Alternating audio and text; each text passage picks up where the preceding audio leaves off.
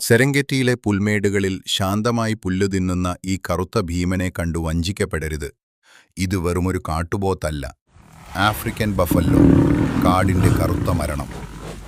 ആഫ്രിക്കയിലെ ഏറ്റവും ശക്തവും അപകടകാരിയുമായ വന്യജീവികളിലൊന്നായി കണക്കാക്കപ്പെടുന്ന മൃഗം. ആഫ്രിക്കയിലെ വേട്ടക്കാരുടെയും ഗൈഡുകളുടെയും ഇടയിൽ ഇവയ്ക്ക് ബ്ലാക്ക് ഡെത്ത്, വിഡോ മേക്കർ തുടങ്ങിയ വിളിപ്പേരുകൾ ലഭിച്ചിട്ടുണ്ട്.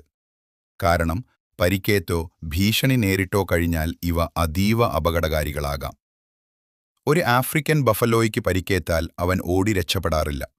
പകരം വേട്ടക്കാരനെ കാട്ടിലെവിടെയെങ്കിലും ഒളിച്ചിരുന്ന് ആക്രമിക്കും.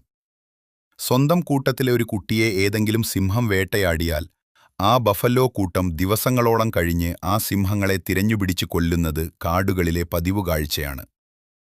ഇവയുടെ ഏറ്റവും വലിയ ആയുധങ്ങളിലൊന്ന് ആ ഭീമൻ കൊമ്പുകളാണ്. കൊമ്പുകളുടെ അടിഭാഗം പരസ്പരം ചേർന്ന് തലയുടെ മുകളിൽ കട്ടിയുള്ള ഒരു അസ്ഥി കവചം പോലുള്ള ഘടന ഉണ്ടാക്കുന്നു. ഇതിനെ ബോസ് എന്നാണ് വിളിക്കുന്നത്. ഒരു ബഫല്ലോ കൂട്ടം ഒറ്റക്കെട്ടായി നിന്നാൽ സിംഹങ്ങൾക്കുപോലും അതിനെ നേരിടുന്നത് വളരെ അപകടകരമാണ്.